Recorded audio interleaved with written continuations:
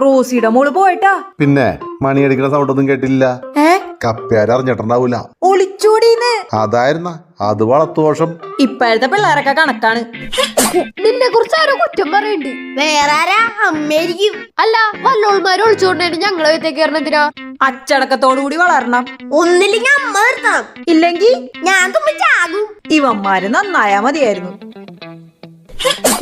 അമ്മേ, നിന്റെ ജീവിതത്തിൽ ഒരു ലൈനില്ല. മതിലാടിനെ കുറിച്ച് നീ ആലോചിക്കേ വേണ്ട. അന്തസായിട്ട് ഞങ്ങൾ ഇട്ടിച്ചോളൂ. കെട്ടിച്ചൂടാ പൈസ ഉണ്ടാ. അപ്പൊ ചാടിപ്പോണ തന്നെയാണ് നല്ലത്. നിങ്ങൾ ഇത് ആരെയാണ് ഉപദേശിക്കണത്? ദേ ഈ കുരിപ്പിനാ. എഴഞ്ഞടക്കട ഇവളെ നന്നാക്കാണ്ട് നീയൊക്കെ പോയി നന്നാവടാ. വെറുതെ അല്ല പിള്ളേര് വയവെച്ചോണത്. ഏ ഒന്നും ഉപദേശിച്ച് നേരാക്കാൻ സമ്മതിക്കൂലല്ലേ?